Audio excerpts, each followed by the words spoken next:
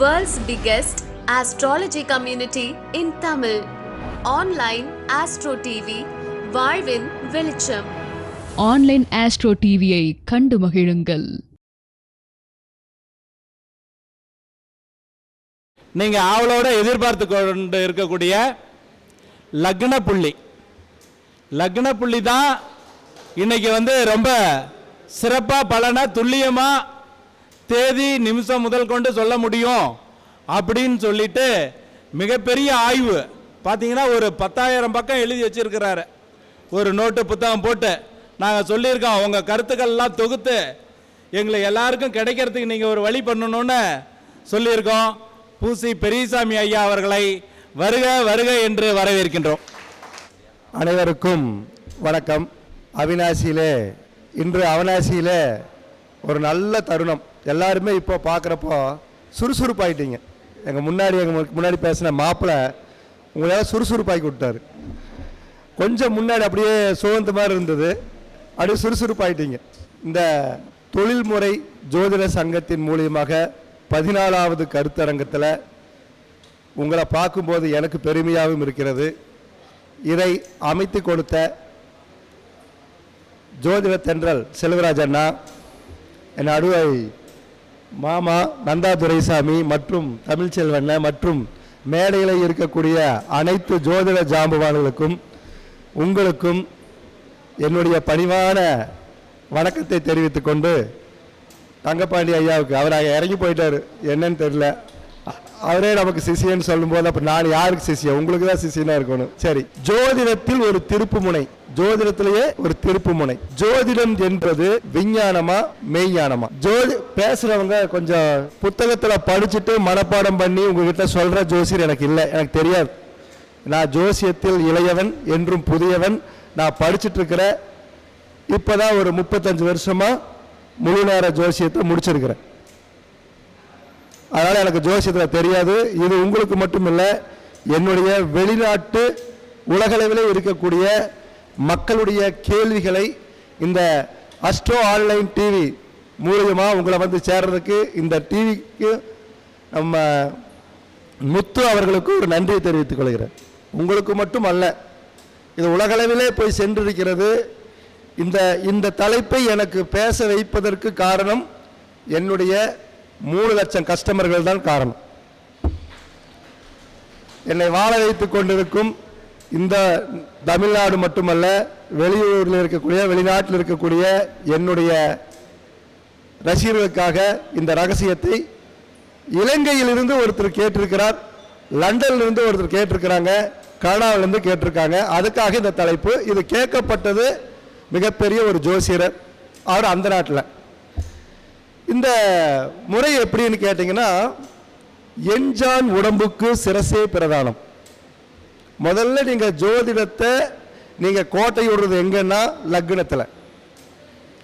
லக்னம் சரியாக கணிக்கப்படவில்லை என்றால் உங்களுடைய பலன்கள் அனைத்தும் பொய்த்து போய்விடும். இதை கொஞ்ச நேரத்துக்கு முன்னாடி முதல்ல பேசும்போது நம்ம தமிழ்ச்செல்வன் பேசிட்டு போனார்.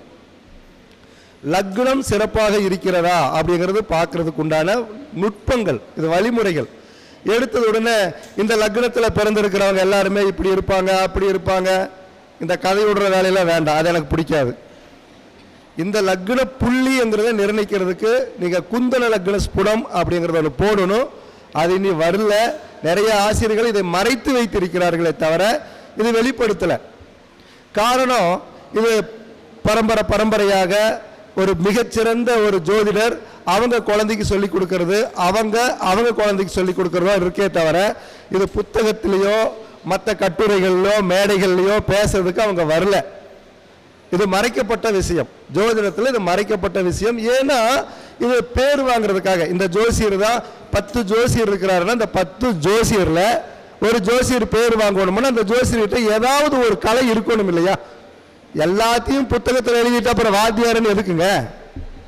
நம்ம ஸ்கூலுக்கு போய் படிக்கிறோம்னா எல்லாமே புத்தகத்தில் இருக்கு. அந்த புத்தகத்தில் இருக்கிறத நம்ம படிச்சுக்கலாம். அப்புறம் வாத்தியார் எதுக்கு? அப்புறம் எதுக்கு குரு? குரு தொட்டு காட்டாத வித்தையை சுட்டு போட்டாலும் வராதுங்கிறதுனால தான். அப்போ எவ்வளவு பெரிய ஒரு மிகப்பெரிய ஒரு குரு என் முன்னாடி தங்கப்பாண்டி என்ன அப்படி வந்து உட்கார்ந்து கேட்கிறாருன்னா அது எனக்கு எவ்வளவு பயமா இருக்கு. ஒன்றும் தெரியாத குழந்தை மாதிரி உட்கார்ந்து கேட்கிறாருன்னா நான் எவ்வளவு பலமா எவ்வளவு நுணுக்கமா நான் பேச வேண்டியதா இருக்குது. ஏன்னா ஒரு விஷயத்தை இந்த ஒவ்வொரு முறையும் இந்த மண்டபத்திலே நான் கொடுக்கும் போது அது உலகளவிலே போய் கொண்டிருக்கிறது என்பது எனக்கு தெரியும். அதனாலதான் இந்த மேடை எனக்கு என்னமோ மிக ராசியான மேடையாக எனக்கு தோணுது. அதுல நீங்கள்லாம் அதிர்ஷ்டசாலிகளா நான் நினைக்கிறேன்.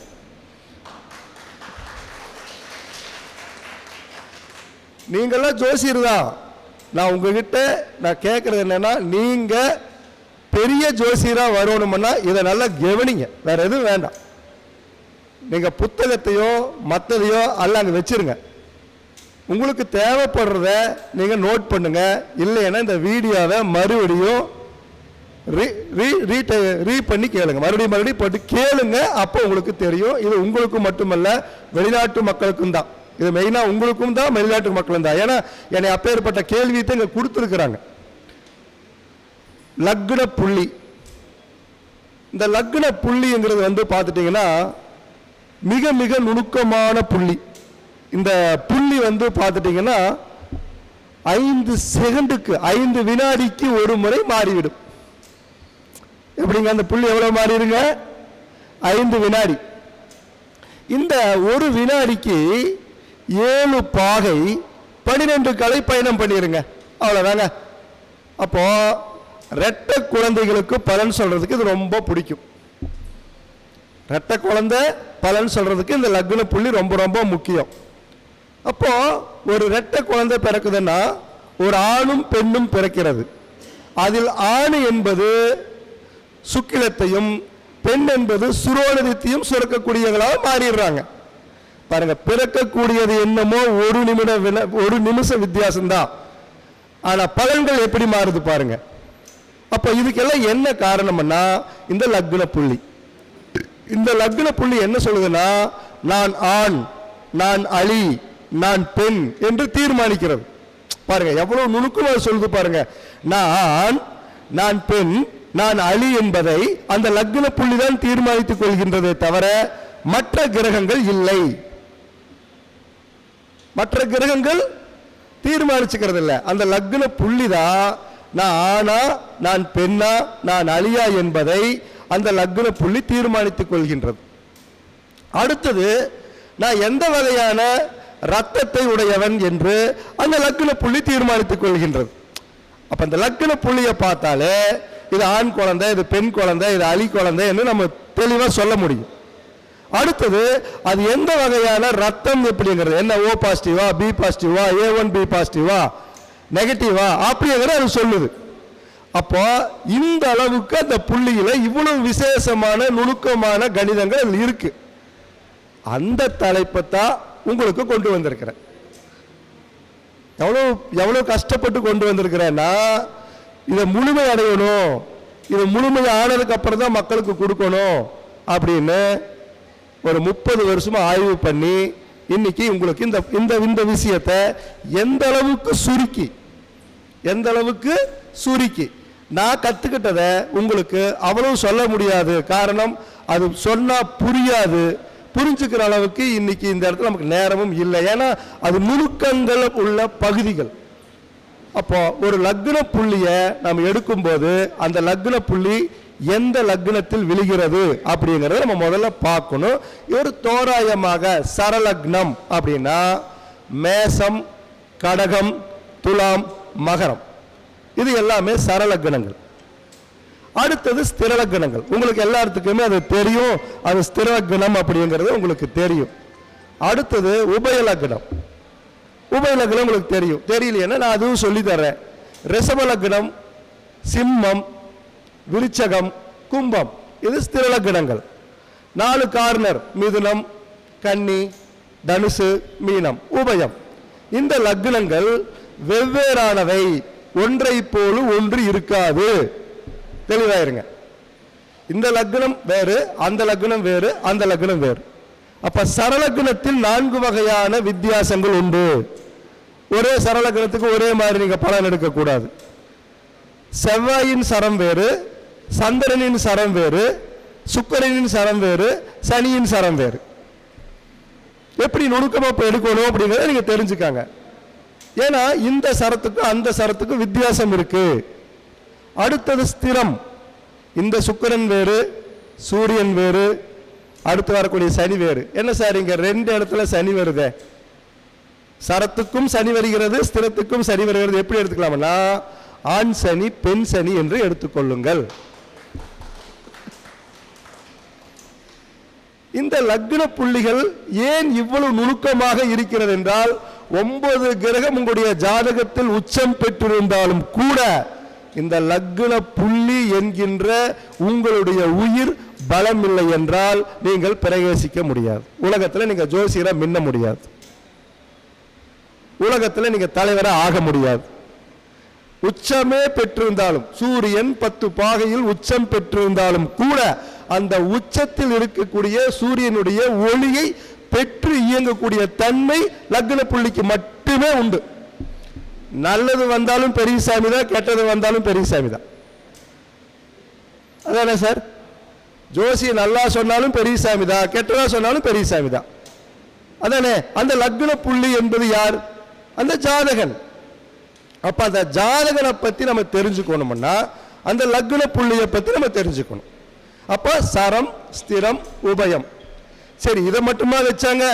அவன் என்ன வச்சிருக்கிறான்னா சரத்தில் சரம், சரத்தில் சிரம், சரத்தில் உபயம்னு வச்சான்.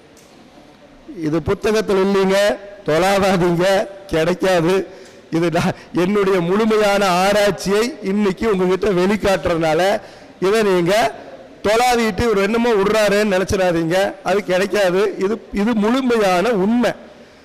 ஒரு கிரகம் எந்த அளவில் அது நிற்கிறது என்று பார்க்கறதுக்கு இந்த கணிதங்கள் எல்லாம் நமக்கு வேணும். ஏன் வேணும்னு கேட்டீங்கன்னா இத்தனை மணிக்கு திருமணம் நடக்க முடியும்னு சொல்ல முடியும். எவ்வளவு பெரிய ஆய்வு ஆராய்ச்சி. அப்ப இது வெற்றி பெறாம கொண்டு வந்து ஒரு இடத்துல வைக்க முடியுமா? இத்தனை மணிக்கு நீ கருத்தரிக்க முடியும் என்று சொல்ல முடியும். இதுக்கெல்லாம் காரணம் யாரு? லக்ன புள்ளியே. லக்ன புள்ளி ஆணாக இருந்தால் அது தீர்க்கமான ஆண் தன்மைகளை பெற்று சிறப்பாக வேலை செய்யும். லக்ன புள்ளி பெண்ணாக இருந்தால் ஆணாக இருந்தாலும் பெண் தன்மையோடு தீர்க்கமாக வேலை செய்யும். லக்ன புள்ளி அழியாக இருந்துவிட்டால் அவர்களுக்கு குழந்தை பிறப்பும் திருமணமும் நல்லாவே இருக்காது. அப்ப இந்த லக்ன புள்ளியை வச்சுதான் நம்ம எல்லாமே நிர்ணயிக்கணும். அப்ப அந்த லக்ன புள்ளியை நம்ம எப்படி நிர்ணயிக்கிறது அப்படிங்கிறத பத்தி இந்த தலைப்புக்கு நம்ம போவோம். இப்ப லக்னம் அப்படின்னு கணிக்கிறீங்கன்னா அந்த லக்னம் இருக்கக்கூடிய புள்ளி. சரி, புள்ளின்னு சொல்றீங்க. எனக்கு இப்ப அஸ்வினி நட்சத்திரத்துல 1ஆம் பாதத்துல லக்னம் இருக்கு சார், என்னுடைய லக்ன புள்ளி யாரு அப்படின்னா அந்த ஸ்புடம் போடும்போது, அது இப்பவும் சொல்கிறேன், குந்தல லக்ன ஸ்புடம் போடும்போது மட்டுமே அந்த புள்ளி கிடைக்கும். சும்மா நீங்க ஜாதகத்துல லக்ன ஸ்புடம் போட்டு சூரிய உதயாதி நாளிலிருந்து ராசிமானத்தை கழிச்சு கொண்டு வந்து இந்த கம்ப்யூட்டர்ல டேட் ஆஃப் பர்த் டைம் கொடுத்து லக்னம் கழிச்சு பார்த்தீங்கன்னா அந்த புள்ளி உங்க கண்ணுக்கு தெரியாது. ஏன்னா அது 5 வினாடிக்குள் மாறிவிடும். அப்ப 5 நிமிஷத்துக்கு எத்தனை வினாடி, எத்தனை பாகை போகுங்க? 5 நிமிஷம், 5 செகண்டுங்கும் போது ஒரு லக்னமே மாறிவிடும். 5 செகண்ட்ல லக்னமே மாறிடும். அப்புறம் நீங்க எப்படி பலன் சொல்லுவீங்க? அப்ப ஜோதிடத்துல ஏன் நம்ம பொய்த்து போறோம் அப்படின்னா இந்த லக்ன புள்ளியை நம்ம தெளிவாக எடுத்துக்கொள்ளாததனால் நம்மளுடைய ஜோதிடம் இன்னைக்கு தப்பாக போகிறது. ஜோதிடர்கள் தொலாவி பார்க்கறாங்க, என்னென்னமோ படிக்கிறாங்க, என்னென்னமோ ஸ்புடம் போடுறாங்க, எல்லாத்தையுமே கணிதம் பண்ணி மண்டை ஒடிச்சு பார்க்கறான். ஏதோ ஒரு இடத்துல அவனுக்கு சிக்கலை கொண்டு வந்து கொடுத்துட்டு போயிடுது. அப்ப சொல்ல முடியாம போகுது. சொல்ல முடியாம போகும்போது அவன் என்னமோ ஜோதிடம் சரியில்லைன்னு சொல்றான், அல்ல புலப்படல, எனக்கு இது கிடைக்கவே இல்லைன்னு வேதனைப்படுறான். இப்ப இதுக்கெல்லாம் என்ன காரணம்னா லக்ன புள்ளி. அப்ப இந்த லக்ன புள்ளி சூரியனிலிருந்து வரக்கூடிய ஒளியை முழுமையாக பெற வேண்டும் என்றால் அந்த லக்னம் பலவீனமாக இருந்தால் எப்படி பெறும்? லக்னம் பலமாக இருந்தால் தானே நீங்க ஒரு நாட்டுக்கு மன்னராவதும் ஒரு நாட்டிலே ஒரு பொதுமக்களாக வாழ்வதற்கு காரணம் எது என்றால் லக்ன புள்ளியே. இந்த லக்ன புள்ளி பலமாக இருந்தா தான் நீங்க வெற்றியாளர். லக்ன புள்ளி பலம் இல்லை என்றால் நீங்க வெற்றியாளர் இல்லை. உங்களை நிர்ணயிப்பது லக்ன புள்ளியே. சரி, இந்த லக்ன புள்ளிய யார் யாருக்கு எப்படி எப்படியே உதவுது அப்படின்னா, யாருக்கெல்லாம் கேதுவின் நட்சத்திரத்திலே இந்த லக்ன புள்ளி விழுந்து செயல்படுகிறதோ அவங்க மிகப்பெரிய கடவுள் பக்தியுள்ள ஞானிகள். அவங்க எப்பவுமே கடவுள் பத்தியே பேசிட்டு இருப்பாங்க. நம்ம மாப்பிள்ள மாதிரி, அரிமாப்பிள்ள மாதிரி முன்னாடி வந்துட்டு போனாரல்ல, எத்தனை கடவுளை சொல்லி போட்டாரு கொஞ்ச நேரத்தில். கேட்கறதுக்குள்ள நமக்கே ஒரு மாதிரி. நேற்று நைட் இருந்து கடவுள் கடவுள் கடவுள் கடவுள், காலையில எந்திரிக்கும் போது சிவலிங்கத்தை பத்தி தான் பேசணும்.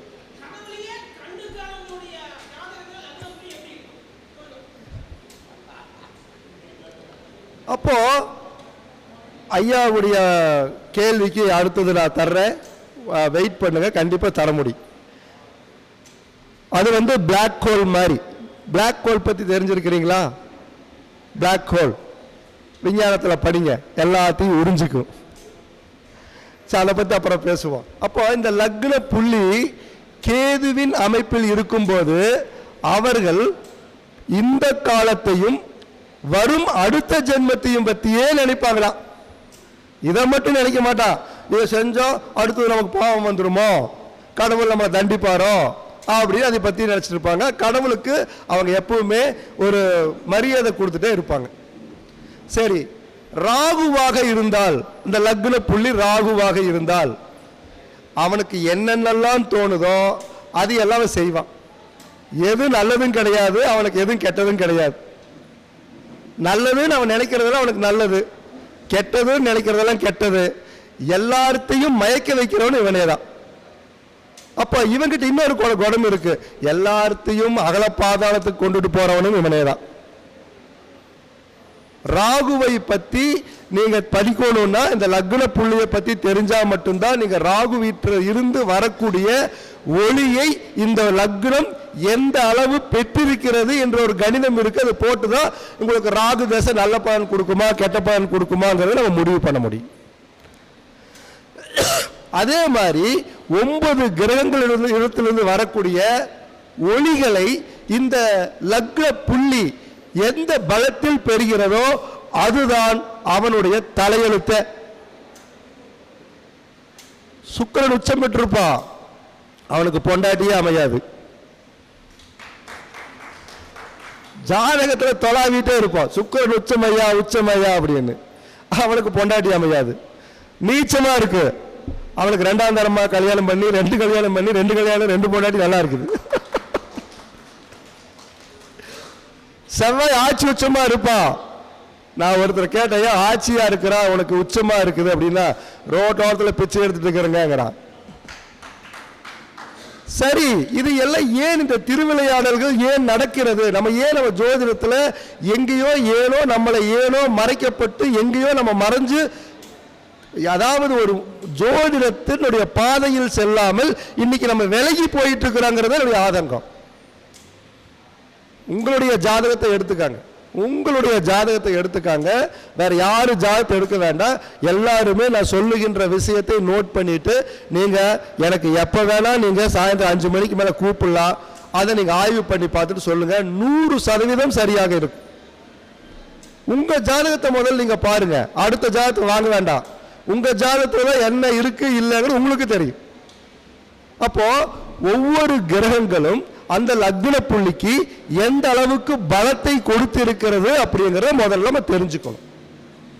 சூரியன் கிட்ட இருந்து அந்த லக்ன புள்ளி எந்த அளவுக்கு வலிமையை பெற்றிருக்கிறது, அது வலிமை இருக்கிறதா இல்லையா அப்படின்னு. உச்சம் பெற்றா மட்டும் பத்தாது, அந்த உச்சம் பெற்ற ஒளியை அந்த லக்னம் எடுத்துக்கொள்கின்றதா அதை பார்க்கணும். இப்படி எல்லா கிரகங்களுக்கும் இந்த லக்ன புள்ளி எந்த நிலைமையில் இருக்கிறது அப்படிங்கிறத நீங்க பார்க்கணும்.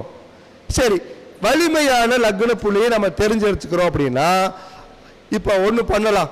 சார் வலிமையான ஒரு கிரகத்தினுடைய தன்மையில அந்த லக்ன புள்ளி விழுந்துருச்சுன்னா அந்த லக்ன புள்ளி எப்பவுமே அதனுடைய திசா புத்தி அந்தரம் சூட்சமம் அதிசூட்சமம் பிராணன் காலங்கள்ல அது பலன் கொடுத்துக்கிட்டே இருக்கும்.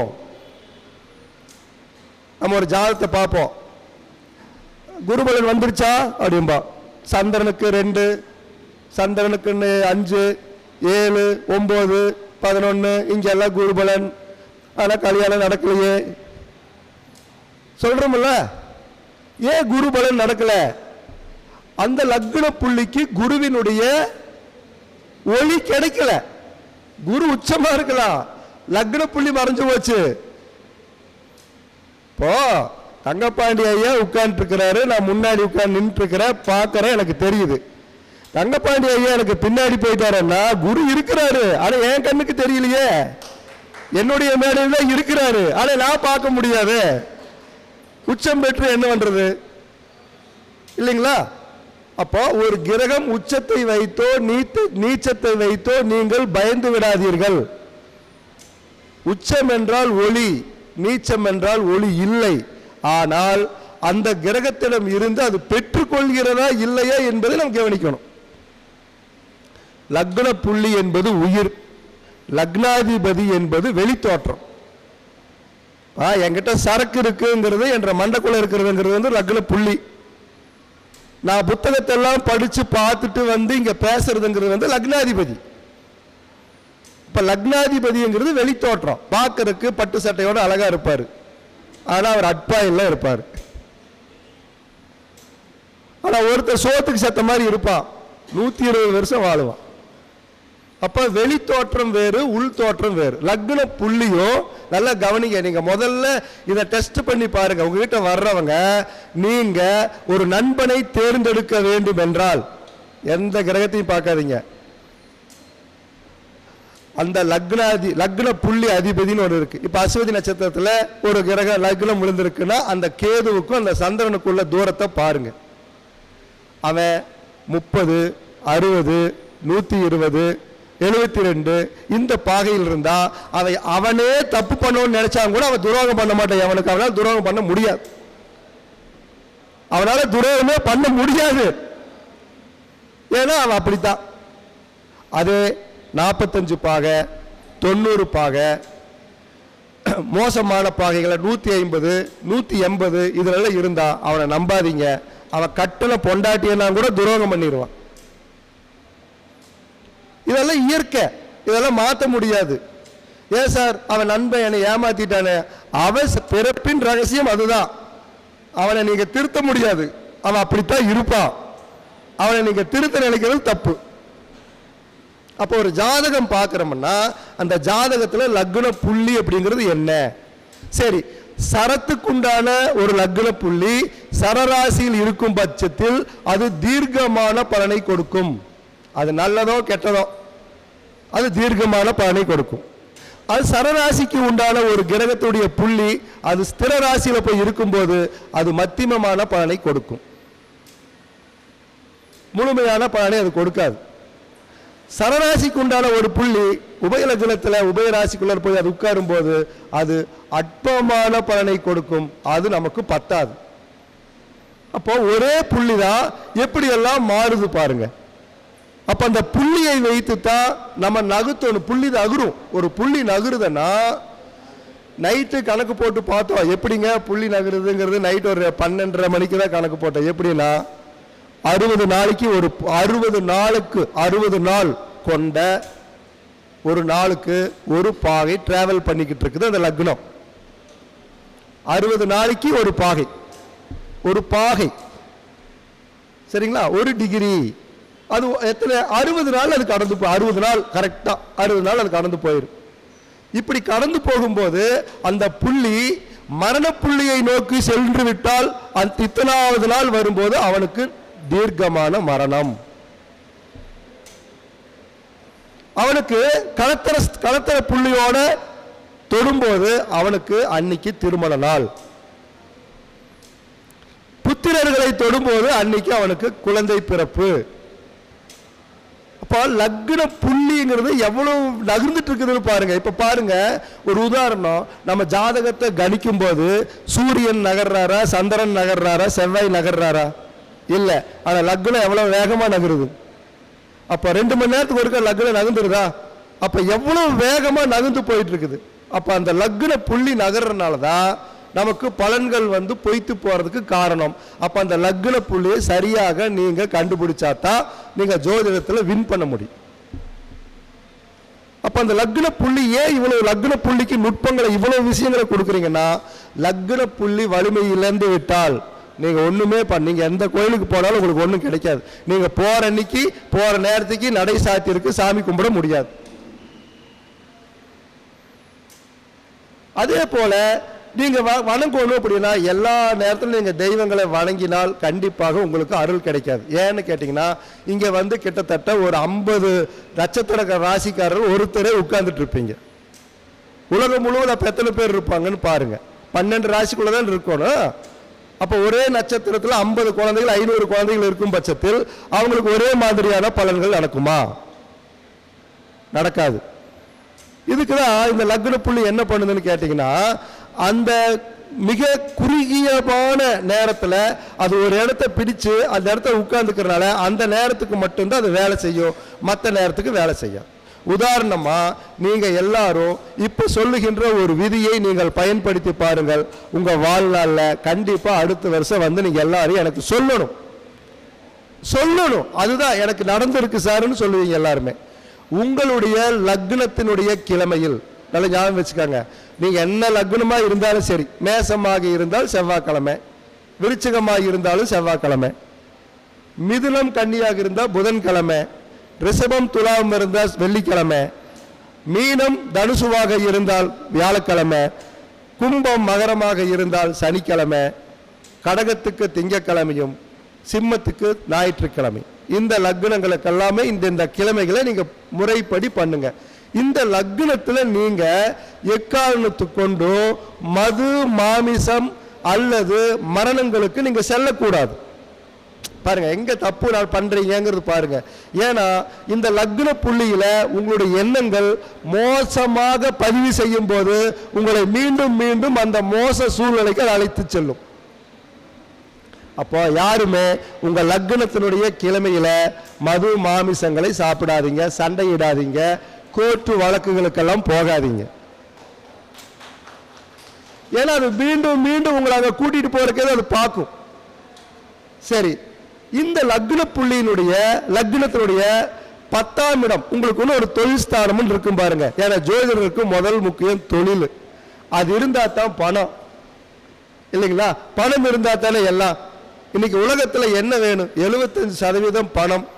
அப்பதான் என் பொண்டாட்டியே இன்னைக்கு வீட்டுக்கு போனா வாங்க மாமா உட்காருங்க காப்பி குடிக்கிறீங்களான்னு கேட்பான். பணம் இல்லாம போனா எங்க வந்தது, எதுக்கு வந்தது? அது எங்கேயோ போய் சுத்திட்டு வருது, ஆனா சட்டை மட்டும் வெள்ளையா போட்டுக்குது, ஒன்றும் பிரயோஜனம் இல்லை அப்படின்னு சொல்லுவார். இது எல்லாரும் வீட்டில் நடக்கிறது தானே. அப்ப பணம் வேணும்னா தொழில் வேணும். ஏதாவது ஒரு தொழில் இல்லைன்னா நீங்க பணம் சம்பாதிக்கவே முடியாது. அப்போ உங்களுடைய 10ஆம் இடத்து அதிபதியினுடைய ஓரை, இந்த ஓரை எடுத்துக்காங்க. எனக்கு 10ஆம் இடத்துக்கு அதிபதி சூரியன், சூரியன் ஓரை. ஆனா கிழமை உன்னுடைய லக்னத்தினுடைய கிழமை. அந்த கிழமையில 10ஆம் இடத்துக்கு அதிபதியினுடைய ஓரையில சந்திர பகவான், நம்ம மனசுக்கும் எண்ணத்துக்கும் உண்டான கிரகம் மனோகாரகன் சந்திரன். சந்திரனுக்கு 10ஆம் இடத்துக்கு அதிபதியுடைய தெய்வத்தை நீங்க வழிபாடு பண்ணணும். பாருங்க எப்படியெல்லாம் சொல்றான் பாருங்க. ஒரு ஜம்ப் பண்ணி போறதுக்கெல்லாம் ஒண்ணு இல்லை. இது லக்னம் என்பது நீ, 10ஆம் இடம் என்பது தொழில், சந்திரன் என்பது மனசு, அதற்கு 10ஆம் இடம் என்பது தெய்வம். அந்த தெய்வத்தை அந்த 10ஆம் இடத்துக்கு அதிபதி ஏறிய நட்சத்திரத்தில் நீங்க வழிபாடு பண்ணணும்.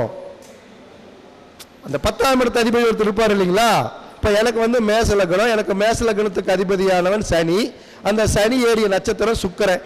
நான் சுக்கிர வழிபாடு பண்ணனா எனக்கு பணம் வரும். ராகு புள்ளிகளாக இருந்தா நீங்க பெருமாள், வீரபத்ரன், முனியாண்டி, கருப்பராய, அந்த மாதிரி துஷ்தேவர்களை நீங்க வழிபாடு பண்ணுங்க. உங்களுக்கு குறுக்கு வழியில் பணம் வரும். சார் நான் என்ன சார் பாவமே பண்ண, அதெல்லாம் இல்லை. நீங்கள் கிடாய் வெட்டி தான் நீ திங்கணும்னா நீ ஆடு வெடித்தான் திங்கணும், நீ மீன் பிடிச்தான் திங்கணும்னா நீ மீன் பிடிச்தான் திங்கணும். நான் பாவம் பண்ண மாட்டேன் பரிகாரம் பண்ண மாட்டேங்கிறதுக்கெல்லாம் இடமில்லை. நீ ஜோசியராதான் சாப்பிடணும்னு விதி இருந்தால் நீ ஜோசியத்துக்கு தான் நீ சாப்பிடணும். நீ டேபிள் தொடச்சுதான் நீ சாப்பிடணுன்றது நீ டேபிள் தொடச்சுதான் சாப்பிடணும். நீ காரு வண்டி ஓட்டி தான் பிழைக்கணுன்றது நீ காரு வண்டி ஓட்டி தான் பிழைக்கணும். அப்போ நம்ம ஏற்கனவே இது நிர்ணயிக்கப்பட்ட விதி, இது யாரும் எதுலையுமே மாற்ற முடியாது. அப்ப கேட்கலாம் பரிகாரம் எதுக்குன்னு. பரிகாரம் இருக்கு, ஆனா பரிகாரம் இல்லை. சார் காய்ச்சல் வந்தவனுக்கு டாக்டர் மருந்து கொடுக்கிறது பரிகாரம், கேன்சர் வந்தவனுக்கு டாக்டர் மருந்து கொடுக்கிறது பரிகாரம் கிடையாது. ஒரு நோய் குணமடையாது, அதுக்கு மருந்து இல்லை என்பது அதுக்கு வைத்தியனால குணப்படுத்த முடியுமா? ஒரு ஜோதிடன் ஒருவருக்கு கர்ம வினையில இவனுக்கு அந்த விதி தீராதுன்னு இருக்கும் பட்சத்தில் அந்த ஜோதிடன் அவனுக்கு பரிகாரம் சொல்லலாமா?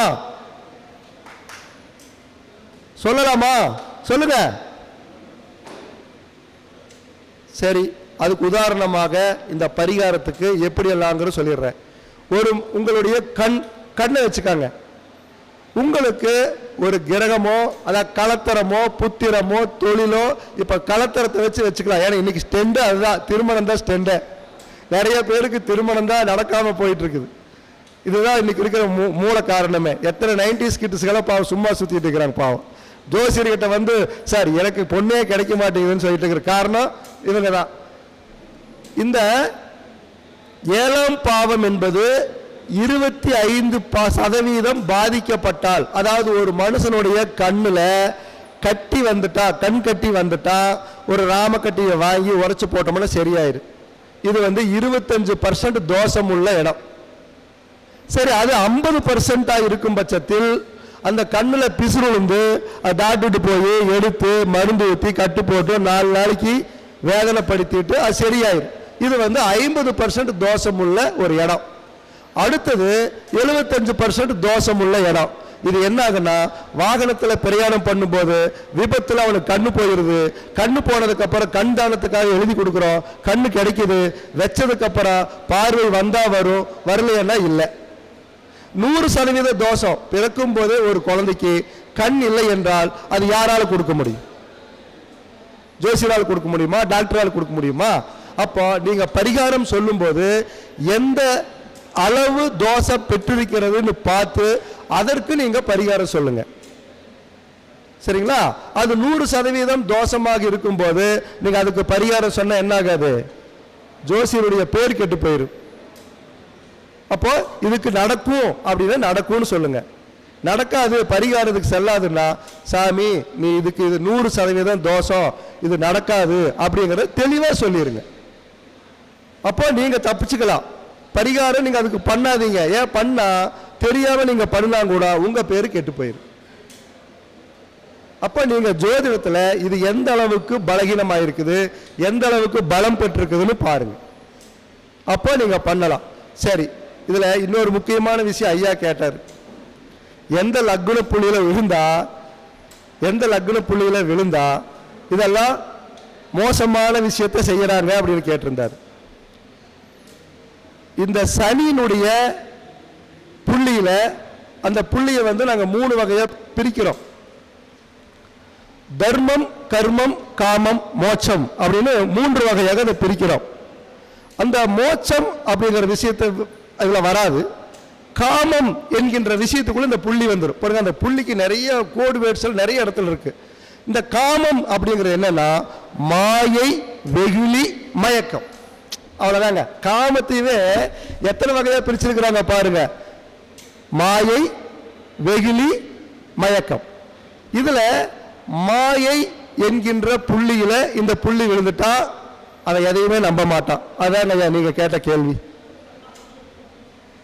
வெகுளி என்கின்ற புள்ளியில் அந்த லக்ன புள்ளி விழுந்துருச்சுன்னா அவன் ஆன்டிசம் மூளை வளர்ச்சி இல்லாத குழந்தை. எழுதி கொடுத்துடலாம்.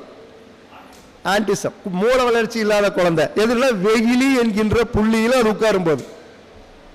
அப்ப காமத்தையே நம்ம எத்தனை வகையை 3 வகையா பிரிக்கிறோம் இல்லைங்களா? அப்ப மாயை, வெகுளி, மயக்கம். மயக்கம் என்ன ஸ்டார்ட்? அவன் பிறக்கும் போது பேச மாட்டான், கண்ணு திறந்து பார்க்காது, அப்படியே தான் இருக்கும், அது மயக்க நிலையிலேயே தான் இருக்கும். இப்படி லக்ன புள்ளிகளை நீங்க வச்சுதான் அந்த கிரகத்தினுடைய பலாபலன்களை நீங்க சொல்லணும். இது லக்னத்துக்கு மட்டுமல்ல, எல்லா கிரகங்களுக்கும் புள்ளி இருக்கிறது. ஏன் இது உங்களுக்கு குறிப்பா சொல்றேன்னா, முதல்ல இந்த லக்னத்தை பத்தி நீங்க தெரிஞ்சுக்கிட்டா தான் மற்ற கிரகங்களை பத்தி நீங்க ஆய்வு பண்றதுக்கு ஈஸியா இருக்கும். அப்ப இந்த லக்னத்தை நீங்க முழுமையா நீங்க தெரிஞ்சாதான் நீங்க ஜோதிடத்துல பேரும் புகழும் வாங்க முடியும். உங்களுடைய ஜாதகத்தை நீங்க எடுத்து ஆய்வு பண்ணுங்க. இப்போ லக்ன புள்ளிக்கும் லக்னாதிபதிக்கும் நல்ல பாகை இருந்தா மட்டும்தான் நீங்கள் பேரும் புகழும் வாங்க முடியும். லக்னாதிபதிக்கும் லக்ன புள்ளி அதிபதிக்கும் நல்ல பாகை இருந்தால் மட்டும்தான் நீங்க பேரும் புகழும் வாங்க முடியும். சரி, இதுலயும் வித்தியாசங்கள் இருக்கு. எப்படின்னு கேட்டீங்கன்னா, முதல்ல கிழமை எடுக்கணும், அதுக்கப்புறம் வேலை எடுக்கணும், அதுக்கப்புறம் இந்த புள்ளிக்கு வரணும், அதுக்கப்புறம் பலன் சொல்லணும். இப்போ ஒரே நேரத்தில் 2 குழந்தை பிறந்ததுன்னா ஒரே மாதிரி பலன் கிடையாது. திங்கக்கிழமை பிறக்கிறான், நானும் திங்கக்கிழமை, அவனும் திங்கக்கிழமை, அந்த ஆஸ்பத்திரியில் 500 பேர் பிறந்தாலும் திங்கக்கிழமை தான். ஆனால் திங்கக்கிழமை பிறக்கிறனால ஒரே மாதிரியே இருக்க மாட்டான். அப்போ அதுக்கு என்ன காரணம்? கிழமையுடன் வேலையும் இணைத்துக் கொள்கிறது. அப்ப அந்த கிழமை வேலை இதுக்கு தகுந்தாற் போலதான் இந்த கிரகங்கள் மாறிக்கொள்ளும். முதல்ல கிழமை தான், அதுக்கப்புறம் வேலை, அதுக்கப்புறம் தான் கிரகங்கள் வந்து வேலை செய்யக்கூடிய முறைகள். அதுலயும் நீங்க மெயினா பார்க்க வேண்டியது சரம் ஸ்திரம் உபயம். ஒரு கிரகம் எப்படி இருக்குது, எங்க இருக்குது, எந்த மாதிரியான அமைப்பை பெற்றிருக்கிறதுன்னு. அதை விட முக்கியமான இன்னொரு விஷயம் பார்வைகள். இந்த பார்வையில 2 வகையான பார்வை இருக்கு. மழை நீரை போல ஒரு பார்வை, இடியை போல ஒரு பார்வை. அப்போ ஒரு சில கிரகங்கள் வந்து இடி மாதிரி அது வந்த வேலையை செஞ்சுட்டு போயிட்டே இருக்கும். சில கிரகங்கள் நீர் மாதிரி அது சொன்னா கேட்டுக்கும். சமீபத்தில் ஒரு பணக்கார பொண்ணை ஒரு லவ் பண்ணிட்டு இருக்கிறனால இது வேண்டாம், இது விற்று, இது அவனுக்கு ஒத்து வராதுன்னு சொன்னேன். அந்த புள்ளி மழை நீரை போல இருந்ததுனால அந்த புள்ள காதலை விட்டு விட்டு வர்ற காலகட்டத்தில் அவங்களுக்கு திருமணம் நடக்க போகுது. இனி ஒரு புள்ளைக்கு வேற இடி மாதிரி அந்த புள்ளியில போய் உட்கார்ந்ததுனால அவங்க அம்மா அப்பா வந்து அழுதாங்க, சார் காதல் செய்யறான் வேண்டான்னு சொன்னா கேட்க மாட்டேன். நான் சொன்னேன், அம்மா இது தடுக்காதீங்க, இது வந்து செய் அல்லது செத்துவிடும், செய் அல்லது செத்துவிடும். நீங்க ஒன்று அப்பா அம்மா வேணும்னு கேட்டா அது அப்பா அம்மா வேண்டான்னு தான் சொல்லும். வீடு வாசல் வேணுமான்னு கேட்டா வேண்டான்னு தான் சொல்லும். உனக்கு என்ன வேணும்னு கேட்டா எனக்கு அந்த புள்ளதான் வேணும்னு அது சொல்லும். அதனால் அந்த மாதிரி இருக்கக்கூடிய கிரக அமைப்புகளை தடுக்காதீர்கள். தடுத்தால் அது மரணத்தை நோக்கித்தான் செல்லும். ஆனா அவன் எந்த சொத்து கொடுக்குற, சோகம் கொடுக்குற, எல்லாம் கொடுக்குற, எல்லாம் வேண்டாம், நான் அந்த பிள்ளையை கூட்டிட்டு தான் போவேன், நான் போயிடுவான். இப்படி கிரகங்கள் வந்து பலன் கொடுக்கிறப்போ எப்படி பலன் கொடுக்குது? அது மூளையை சார்ந்து பலன் கொடுக்கிறதா, இதயத்தை சார்ந்து பலன் கொடுக்கிறதான்னு பார்க்கணும். அது ஏற்கனவே நான் சொன்னதுதான், இயங்கு திசை இயக்கு திசைன்னு நான் ஏற்கனவே நான் பேசியிருக்கிறேன். ஏதோ ஒரு மாநாட்டில் நான் சொல்லியிருக்கிறேன். இயங்கு திசை என்பது வேறு, இயக்கு திசை என்பது வேறு. இயங்கு திசை என்பது அது எங்கிட்டே தான் இருக்கும். இயக்கு திசை என்பது நம்ம பார்த்து சொன்னா கேட்கும். இதயம், நுரையீரல் இதெல்லாமே நீங்க சொன்னா கேட்குமா? உங்க இதயம் தான், உங்களுடைய மூச்சு காற்று வரக்கூடிய நுரையீரல் தான். ஒரு 5 நிமிஷம் ரெஸ்ட் எடுத்துக்கலாம்னு சொன்னா உங்க இதயம் நிற்குமா? சொல்லுங்க. உங்க இதயத்தை உங்களால் கண்ட்ரோல் பண்ண முடியுமா? யாராவது சொல்லுங்களேன், முடியுமா? சரி, உங்க கையை நீட்ட வேண்டாம், அவனை பார்க்க வேண்டாம்னு சொன்ன உங்க கண்ணு கேட்குமா கேட்காதா? கேட்குமா கேட்காதா? கேக்கு. அப்போ உங்களை கை கால்களை இயக்குவதை நிறுத்துவது இயக்கு திசை. இதயத்தை போல இயங்குவது இயங்கு திசை. அது யார் சொன்னாலும் கேட்காது. இந்த இயங்கு திசையில தான் கர்ம வினைகள் இருக்கு, இயக்க திசையில கிடையாது. சரிங்களா? மீண்டும் இன்னொரு விஷயத்தை உங்களுக்கு இந்த மேடையில் உங்களுக்காக பதிவு செய்கிறேன். அதுக்கு நீங்க ரொம்ப இந்த விஷயத்தை நீங்க தெரிஞ்சுக்காங்க. திருமணத்தை பற்றி பார்க்கறதுக்கு இந்த மேடையில் இந்த வாய்ப்பை உங்களுக்கு கொடுக்குறேன். லக்னத்திற்கு 7ஆம் இடத்தில் கிரகம் இல்லை என்றால் அந்த இடம் அவனுக்கு களத்திர ஸ்தானம் கிடையாது. அது ஆணாகிலும் பெண்ணாகிலும். நல்லா நோட் பண்ணிக்காங்க. உங்ககிட்ட இருக்கிற ஜாதகம் இருந்தால் கூட இப்பவே எடுத்து பார்த்துக்கலாம். லக்னத்திற்கு 7ஆம் இடத்தில் கிரகம் இல்லை என்றால் அந்த 7ஆம் இடம் திருமணத்துக்கு உதவாது. சரி, என்ன சார் பண்றது?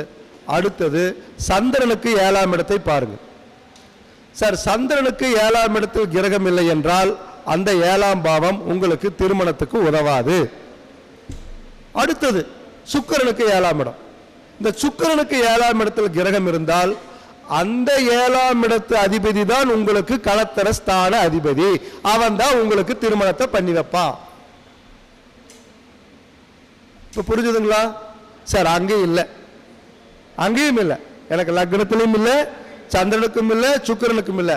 அப்போ ஒருத்தர் ஜாதகம் கொண்டு வர்றான், என்னடா இவனுக்கு எங்கேயுமே இல்லையே, நம்ம வேற என்ன அது வேற ஆராய்ச்சி பண்ணி, ஆனா என்ன சொல்றான், எனக்கு 2 குழந்தை இருக்கு சார்ங்கிறான். ஆய்வு நாங்களாம் பார்த்து பார்த்து பல ஜாதகங்களை பார்த்து டெய்லி 100-200 ஜாதகங்களை பார்த்து பார்த்து பார்த்து உங்களுக்கு கொண்டு வந்து கொடுக்குறோம். ஏன்னா நீங்களும் என்னையாவது கஷ்டப்பட வேண்டாம், ஈஸியா கேட்டு நல்லா பழகிட்டு போங்கிறது தான். அப்போ நிறைய ஜாதகங்களை பார்த்து பார்த்து நொந்து போனதுக்கு அப்புறம் ஏன்டா இவனுக்கு 7 எங்கேயுமே கிரகம் இல்லையே, எப்படிடா இவனுக்கு கல்யாணம் நடந்ததுன்னு பார்க்கும்போது அந்த லக்னத்திற்கு 7ஆம் இடத்தை ஏதாவது ஒரு கிரகம் பார்க்கப்படுகிறதா என்று பாருங்கள்.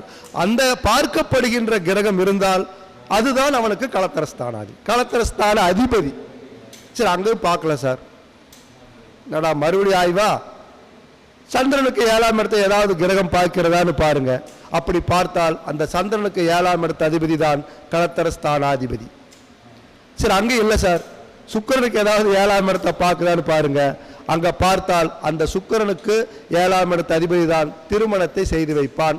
திருமண விஷயத்தில் தயவு செய்து இந்த மேடையில் நான் உங்களை அன்போடும் பணிவோடும் 2 கரம் கூப்பி உங்களுடைய பாதத்தை தொட்டு வணங்கி வைத்துக் கொள்கிறேன். 7ஆம் பாவம் என்பது மட்டுமே திருமணம் பாவமே தவிர 2, 11, 5, 3, 9 எல்லாம் திருமண பாவம் அல்ல. அதை மறந்து விடுங்கள் என்பது மட்டுமே. ஆனால் எந்த பாவம் 7ஆம் பாவம் என்பதை நீங்கள் ஆய்வு செய்து எடுத்துக்கொண்டீர்கள் என்றால் நீங்க தான் தலை சிறந்த திருமண வாழ்க்கையில நிச்சயிக்கப்படக்கூடிய ஜோதிடராக இருப்பீர்கள் என்று இந்த மேடையில் நான் உறுதியிட்டு அறுதியாகவும் கூறிக்கொள்கிறேன். நான் கிட்டத்தட்ட ஒரு 1000 ஜோதிடர்களை நான் ஆய்வு பண்ணும்போது எங்கடா திருமணம் நடக்குதுன்னு கேட்டா இங்க நடக்குதுன்னு சொல்றான், அங்க நடக்குதுன்னு சொல்றான், அங்க ஜம்ப் பண்ணி போறானே தவிர ஒரு இடத்துல நின்று பலன் சொல்ல மாட்டேங்கிறான். இதை கேட்டா அதை சொல்றான், அதை கேட்டா அது சொல்றேன், எப்படி நடந்ததுன்னா அதனால இது நடந்ததுங்கிறான், இதனால அது நடந்ததுங்கிறான். ஆனா எதனால நடந்ததுன்னு அவனுக்கே தெரியல. இப்படியெல்லாம் கிடையாதுங்க. ஆணித்தரமாக துல்லியமாக நாங்கள்லாம் 30 ஆண்டு காலத்துக்கு மேல ஆய்வு செய்யப்பட்டதை இன்னைக்கு உங்களுக்கு நான் கொடுக்கிறேன். அப்போ அங்கேயும் சந்திரனுக்கும் லக்னத்துக்கும் சுக்கிரனுக்கும் எந்த கிரகமும் இல்லையும் பார்வையும் இல்லை என்றால் அந்த கிரகத்தை நீங்கள், அந்த ஜாதகத்தை நீங்கள் தூக்கி வீசிருங்க, அவனுக்கு கல்யாணம் நடக்காது. சார், பேசுறவங்க பேசிட்டோம், உங்களுக்கு ஆர்வமா கேள்வி சொல்லியாச்சு, முதல்லயே கேட்கலாம், நான் என்ன சார் பண்ண முடியும்? எவ்வளவு அற்புதமான விஷயத்தை நாங்க ஏதாவது நான் புத்தகத்தில் எழுதிட்டு வந்தா படிக்கிறேன் சொல்லுங்க சார். இனி துல்லியமா சொல்றேன், இந்த திசையில், இந்த புத்தியில், இந்த அந்தரத்தில், இந்த சூட்சமத்தில் திருமணம் நடக்கும் சொல்ல முடியும். என்னால சொல்லி கொடுத்துட்டு இருக்கிறேன், சொல்ற பணம் வாங்குற பண்ணிட்டு இருக்கிறேன், அதெல்லாம் உங்களுக்கு நான் சொல்லி கொடுக்குறேன். பட் நீங்களா எனக்கெல்லாம் நீங்க ஐயா சொல்ற மாதிரி எங்களுக்கெல்லாம் நீங்க உதவி பண்ணினீங்கன்னா நாங்கெல்லாம் எதுக்காக உட்கார்ந்துட்டு இருக்கிறோம்? எங்களுக்காகவா? உங்களுக்காக. எங்க பொழப்ப விட்டு போட்டு இங்க வந்து உட்கார்ந்து உங்களுக்காக நான் கத்திட்டு இருக்கிறது எதுக்காக? என்னுடைய உயிர்கள் சார் நீங்க எல்லாமே, என்னுடைய ஜாதி நீங்க எல்லாருமே, என் ஜாதி, என் மக்கள், என் குழந்தைகள், என் தாய் தகப்பன், அவருக்காகத்தான் நான் பாடுபடுறேனே தவிர எனக்காக இல்லை. இப்பவும் சொல்றேன், இதே மேடையில் சொல்றதா, உனக்கு பொண்டாட்டி வேணுமா, பையன் வேணுமா, குழந்தை வேணுமா, ஜோதிடம் வேணுமா? எனக்கு பொண்டாட்டி வேண்டாம், பையன் வேண்டாம், எவனு வேண்டாம், ஜோதிடம் தான் வேணும்னு சொல்லுவேன். இந்த திறமை யாருகிட்ட இருக்கு உங்களுக்கு? நான் பொண்டாட்டி செத்து அழமாட்டேன், பையன் செத்து அழமாட்டேன், ஆனா ஜோதிடம் இல்லைன்னு நான் செத்து போயிடுவேன். ஜோதிடம் ஜோதிடம் ஜோதிடம். ஒரு ஜோதிட கணிதம் போடுறதுக்கு நான் 8 மணி நேரம் எடுத்துக்கிறேன், 4 மணி நேரம் கணிக்கிறேன் ஒரு ஜாதகத்தை.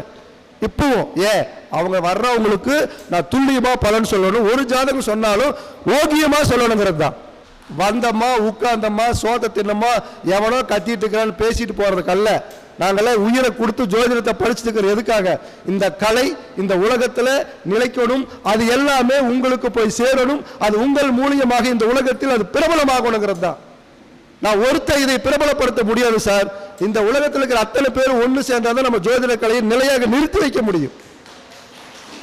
அவனுக்கு வந்த எனக்கு என்ன, இவனுக்கு வந்த எனக்கு என்னன்னு போன இந்த ஜோதிட கலை பெருகாது. நாங்களாம் படிச்சு அனுபவம் என்பது நீங்க நினைக்கிற மாதிரி ஈஸியா வர்ற விஷயம் இல்லை. நாங்கள்லாம் செருப்படி வாங்கி வந்தவங்க, அது அனுபவம். நாங்களாம் கேவலப்பட்டு இந்த மேடையில் நின்று பேசிட்டு இருக்கிறோம், அது அனுபவம். அனுபவம்ங்கிறது ஒண்ணு இல்லை, ரொம்ப கேவலமானது. கேப்பா என் பிள்ளைக்கு நீ எழுதி கொடுத்தியே ஏன் நடக்கலன்னு, அதை விட கேவலம் என்ன?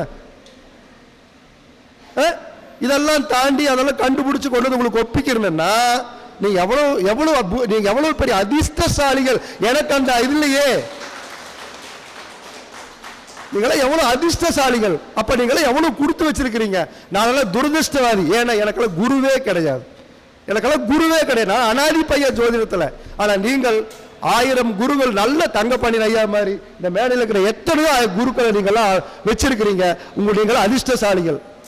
மீண்டும் நான் சொல்லிக்கிறேன், தயவு செஞ்சு ஒரு மீட்டிங் வரும்போது உங்களுடைய துக்கங்களையோ கஷ்டங்களையோ அங்கே வெளியே வச்சிருங்க.